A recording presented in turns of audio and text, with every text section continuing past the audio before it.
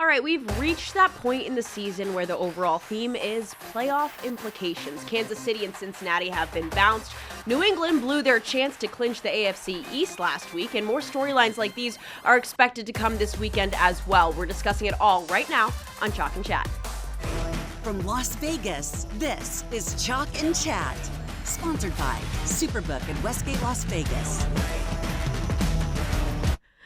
Welcome into Chalk and Chat. I'm Mariah Janos. We're somehow on to Week 16. It's a bittersweet feeling, but the playoff picture is far from solidified. There's a lot to play for down the stretch here, and we're going to attempt to make sense of it all. When I say we, I mean the usual suspects. The most reliable man in the business never takes a day off. Teddy Covers. And next to him, the guy that has taken too many days off, but we finally reeled him back into the studio. Tan allowed. Fat Jack. Yes, too many trips to urgent care, too many vacations. That's what you get. Such a weird month. It's been funky. All right, coming up on today's show, the number of games left in the season may be going down, but that injury count continues to go up. How the losses of some of these key players are impacting teams in the playoff hunt. And speaking of injuries, Patrick Mahomes and KC are cooked. We've got a dynasty debate coming your way, plus the prop battle and best bets you need to get a good jump on the holidays. All right, guys, it's great to just be back together. Yes, happy holidays, everybody. Happy holidays. Jack decided to grace us with his present. Such a festive time of year, and time for some winners as well. So we've got a lot going on with college bowls, and then obviously everything going on. We're wrapping up the season. Teddy, what do we got? 15, those chalk-eating weasels. Let's talk about them. Yeah, chalk-eating weasels is such a fun terminology to use for people that lay points. But the favorites of -7 or higher did really well last week. Houston -10. They beat Arizona by 20. Philly -12.5.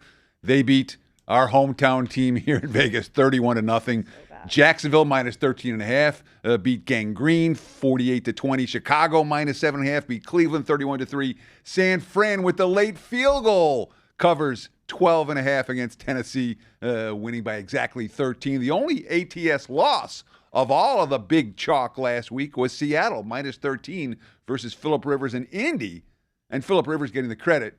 Seattle was just flat as a pancake. Not like Rivers played well, Jack. Age is just a number. Phillip Rivers ate Phillip Rivers. That's what happened. I mean, he gained a little bit, or at least he was bloated. I can relate, exactly.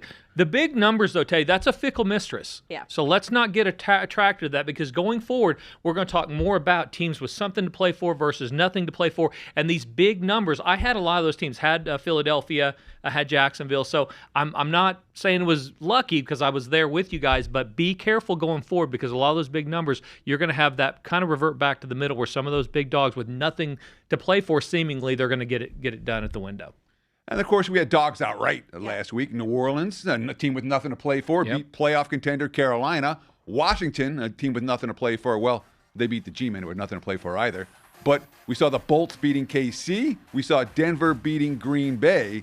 Dogs winning outright. Do we expect more of that down the stretch? I think it'll even out, but you're going to get a lot of the teams that have nothing to play for. We talked about winter was coming in New England, and it's gotten chilly there. Is winter coming in Denver? That seems to be the conversation. So. Big win for them. Green Bay had got it rolling.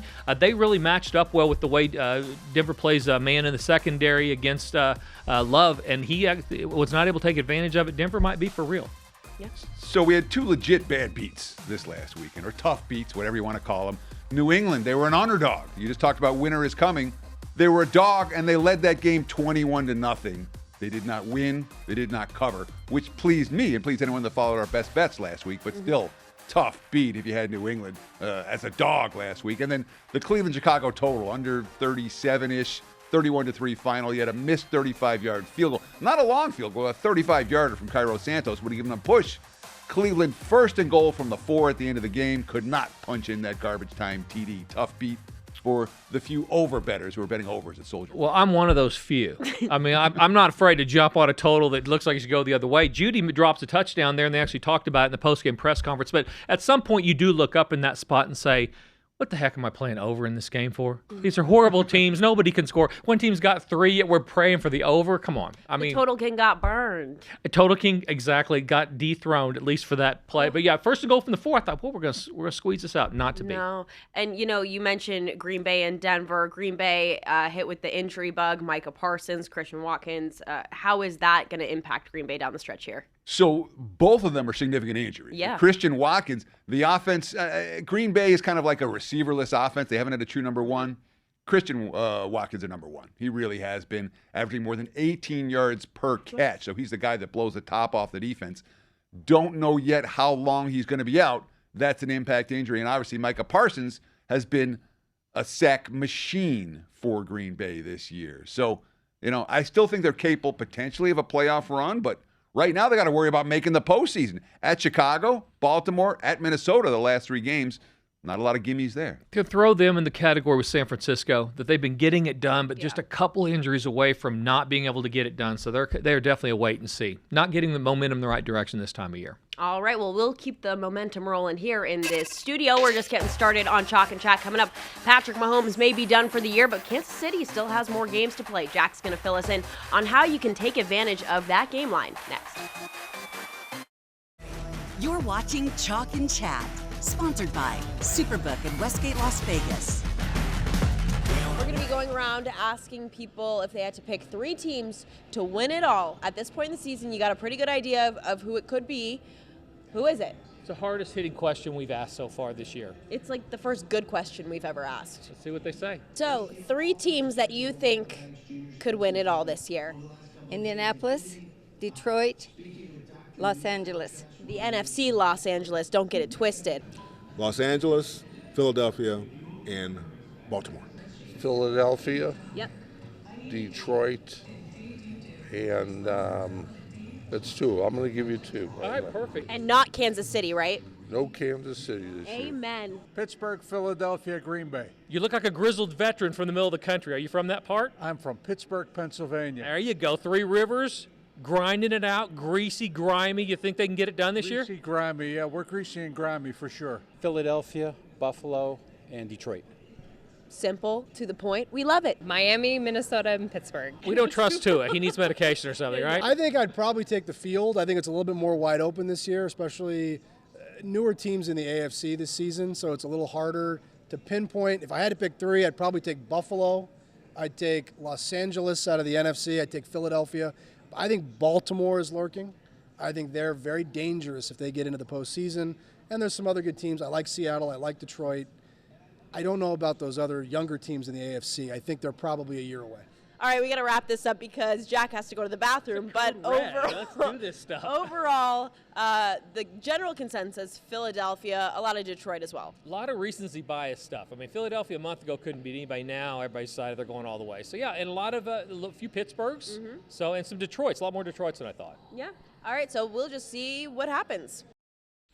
All right, we've aired that a few times now, but that's because it just remains relevant. And each week it becomes more and more interesting to see how closer or farther away we are from those people's picks. But that one old guy was like, absolutely not Kansas City. And you know what? He was correct because Kansas City has officially been eliminated from the postseason for the first time in a minute.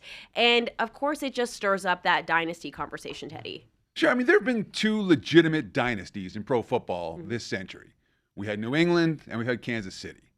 And we think about the New England dynasty from 2001 to 2019, the Brady and Belichick era, but it's certainly worth noting that dynasty didn't win any titles between 2005 and 2013. So really, it was 2 dynasties for New England. They won 3 titles in 4 years. And then from 2014 to 2018, they had 4 trips to the big game and won 3 more titles. That said, 17 AFC East titles in 19 years is pretty darn good. Preach. Kansas City hasn't gotten there yet with their dynasty. Yeah, and I think from a gambling perspective, it's all about we're glad they're not there. Unless you're a Kansas City fan or a New England fan, the last thing you wanted to do back in the day is bet against Tom Brady. And so I asked Atlanta fans. I mean, they'll tell you. I mean, they got in the Super Bowl and gave it all back. So both these teams, though, unless you're a true fan, you are happy to see them not being a part of the conversation going forward. And you kind of take a deep breath and find somebody else to place some value on. Because even if you're betting against them, it's an uneasy feeling walking to the window when you know Patrick Mahomes and company has a chance. I mean, they covered a bunch of numbers, had a lot of success. So most of the collective world is sighing.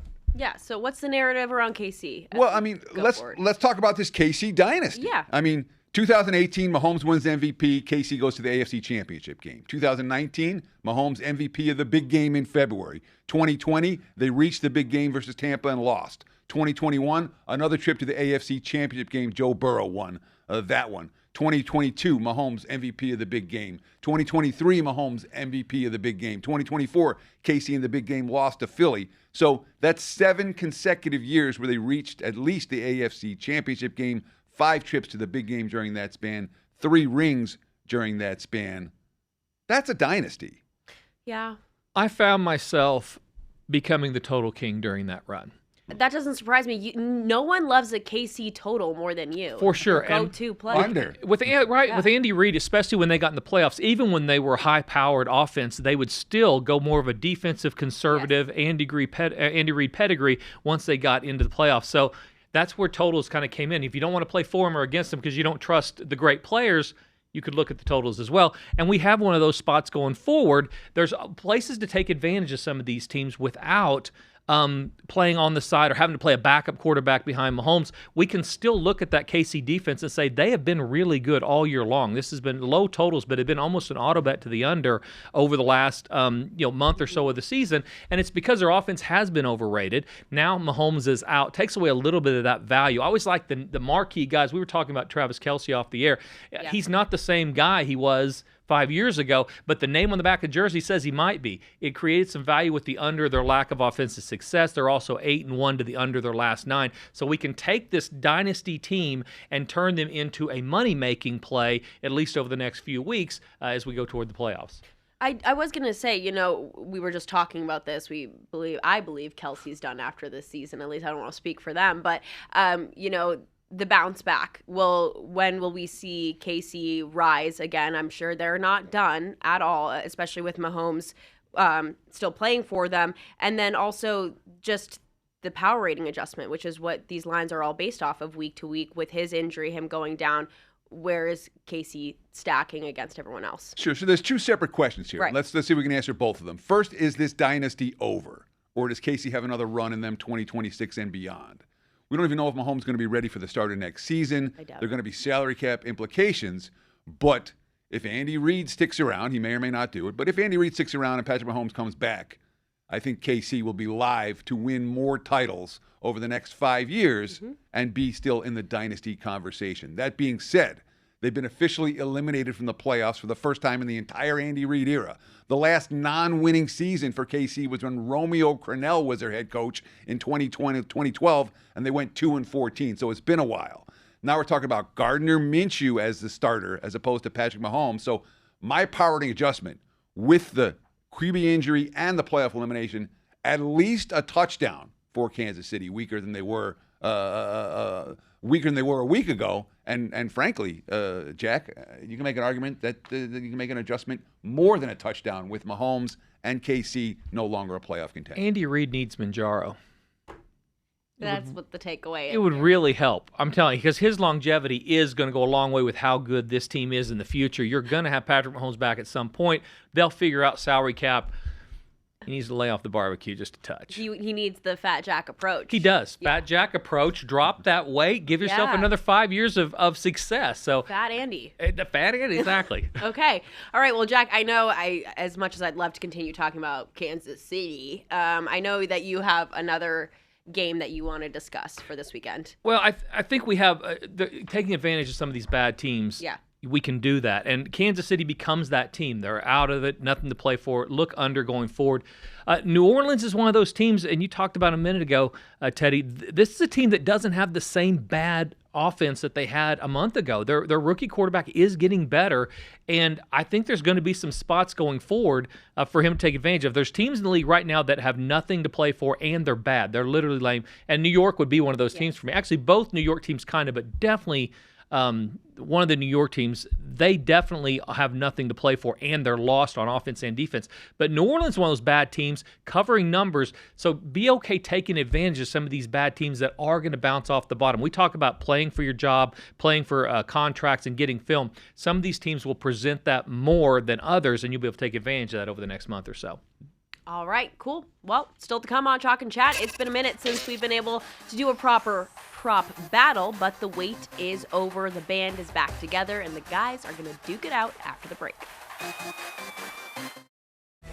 You're watching Chalk and Chat, sponsored by Superbook in Westgate, Las Vegas. All right, while we are arguing about kidney stones at the moment, we're going to argue about something a little bit more relevant, which would be football. So to the prop shop we go. First up, you guys, in this prop battle, we've got Cleveland running back Quinshon Judkins over under 58.5 rushing yards. Teddy, let's start with you.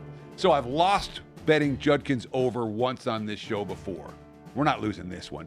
He's going to get the attempts, and Buffalo's run defense is really problematic. Travion Henderson, 2 big touchdown runs last week, 10.6 yards per carry. Front 7 injuries for Buffalo. Terrell Bernard, Ed Oliver, Jordan Phillips. This is not an elite run defense right now. And it's worth noting, Judkins in the second half, with his team trailing by at least a touchdown, he's gotten 57 touches in the second half of these games. So even if Cleveland falls behind, they still have to hand the football off. They do, because their offense is struggling, but I will tell you that I think he's going to get the attempts. I might have gone over with that. I'm not sure how much success he's going to have. I don't know he's going to be able to, because everybody's going to know they're going to try to take advantage of that Buffalo run defense. So load the box, make Shadir Sanders beat them in the air. That's going to be the game plan for Buffalo. Whether they can get it done or not, we'll see, but I'm going to go ahead and stay under the total in that. Okay, it'll be interesting. All right, next up we got Tampa Bay wide receiver Mike Evans over under 58.5 receiving yards. So last week was Evans' first game back from an extended injury absence. Yep. And what happened? 12 targets, 6 catches, 132 receiving yards.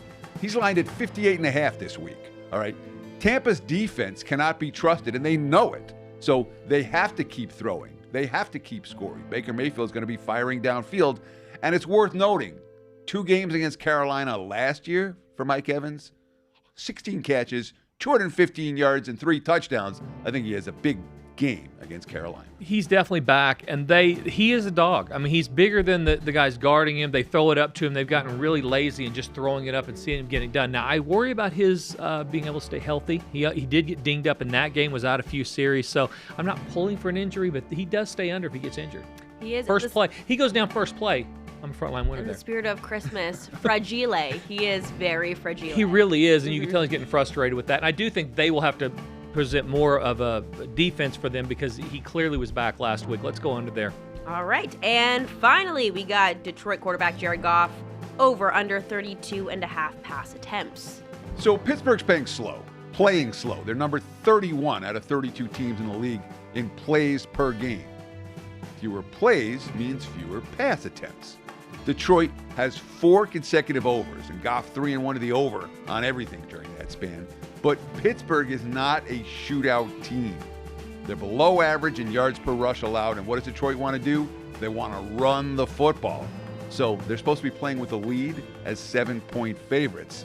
I expect Goff under pass attempts, and that's a good thing for Detroit, not a bad thing. He's going to be over in the first quarter. He'll probably be over at halftime. He'll be over in third. I don't even think they have a running game anymore. I mean, the last month or so, it's shotgun Goff to whoever the entire game. He's been, as you mentioned, he's been going over. Pittsburgh has to stay on the field for him not to get a ton of attempts. And Detroit also throws it late, even when they shouldn't be. They should be running it. You see a lot of play action out of them, short passing game. Over on its attempts. Okay. Well, that was really great, Jack. Thank you so much. All right, still to come on Chalk and Chat. Santa's coming early. We got best bets. They are on the way. You're watching Chalk and Chat, sponsored by Superbook in Westgate, Las Vegas. All right, it's time for Best Bets. The ultimate Christmas presents coming your way a week early to get you primed for the holiday. Teddy, let's start with you. Let's talk about Detroit -7 against Pittsburgh. And there's some pretty basic concepts here. Number 1, Aaron Rodgers, ancient, creaky. I don't want him off a cold weather game on a short week. Plain and simple. I expect Rodgers to be a little bit creaky this week. I like creaky. And this is essentially a meaningless game for Pittsburgh. They're off a division win and a Monday Night Football win. They close out with 2 more divisional games. The finale versus Baltimore is likely to decide the division. It's likely to decide a playoff spot. If there's one throwaway game for Pittsburgh, it's this week at Detroit. And Pittsburgh, when they're losing, they're losing by margin. 4 of their 6 losses this year have come by double digits. Detroit doesn't lose back-to-back games, at least not in the Dan Campbell era. The last time Detroit lost back-to-back was 2022 when they started 1-6. Before any of this, 15-0 straight up, 14-1 against the spread off a loss. I know Detroit lost last week. Pretty The sure that's numbers ageism. We need. Okay. Okay. Now it's ageism. Okay. Aaron Rodgers is going to have a big game, but I think you're right. I actually like Detroit. And you're right, they don't lose twice. I could describe you as creaky as well. I wouldn't be the first time. Yeah. I've had some creek going on. Mm-hmm. Let's look at a total, all right? Total Of time. course. Total Why time. not? Houston, Las Vegas. Hate to kick somebody when they're down, but Las Vegas, horrible. Oh, Horrible yeah, team. atrocious. Lost on offense, lost on defense. Talk about ageism. Their coach seems like he might be over the hill as well. Yeah. Gloves or no gloves at practice. Houston, number one defense in the league. They've been rolling with the unders. Las Vegas has also gone under a ton because they can't score points. 13-7 to the under their last 20. Houston under 4 their last 5 games. They went over last week, but it was mainly defensive scores and some random stuff. I think that gets back under here. Not a lot of offense. Houston doesn't take a lot of chances. Under the total in Las Vegas, Houston. I like it. I like it. Poor Vegas. They'll get it together at some point. Bless their hearts. Maybe in the next 100 years. Who knows? Okay, guys. Well, Christmas is a week out. Yeah. How are we feeling? Do we have any requests for Santa while we're here? I can let him know.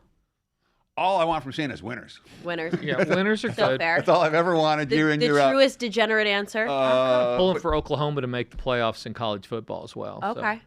Because they're going to go to the Rose Bowl, which I'm going to go to. So, a little bit of a wish of it having nothing to do with gambling. Okay. Okay, I like it. And tighten this up a little bit. Like Oh, God. We're not tightening anything up in Jack's life. Nothing to do with gambling. It's like a pick 'em game. Right. A little bit to do with gambling, yeah. All right. Everything has a little to do. Well, goodbye, everyone.